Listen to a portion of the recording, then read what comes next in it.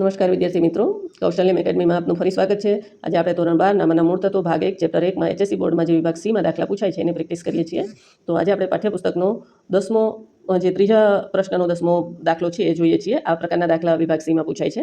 તો અહીંયા આપણે કીધું છે રઘુવીરની આખરની મૂડી 80,000 છે, જેમાં ચાલુ વર્ષના ઉપાડના 12,500 તથા નફાના 17,800ની અસર આપેલ છે। શરૂઆતની મૂડી પર વાર્ષિક 6% દરે કેટલું વ્યાજ થાય? વિદ્યાર્થી મિત્રો ખાસ સમજો, આગળના વિડીયોમાં મેં આ બધાની રીત સ્પેશિયલ મૂકેલી છે એક વિડીયોમાં, બરાબર છે? એ રીત તમે જોઈ લેજો। સાવ સહેલો દાખલો છે। આ સૂત્ર છે શરૂઆતની મૂડી કઈ રીતે શોધવાની, તો શરૂઆતની મૂડી શોધવાનું સૂત્ર છે આખરની મૂડી પ્લસ ઉપાડ માઇનસ નફામાં ભાગ।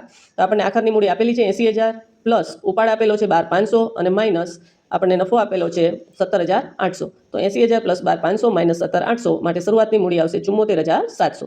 હવે શરૂઆતની મૂડી પર આપણને વાર્ષિક 6% લેખે વ્યાજ ગણવાનું કીધું છે। તો શરૂઆતની મૂડી પર 6% લેખે વ્યાજ ગણતા 74,700 ગુણ્યા 600 બરાબર 4,482।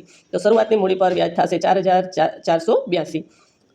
વિભાગ સીમાં આ દાખલા પૂછાય છે। સાવ સહેલો દાખલો છે, માત્ર સૂત્ર યાદ રાખી લેવાનું છે। સૂત્ર યાદ રાખશો એટલે તમને આવડી જશે।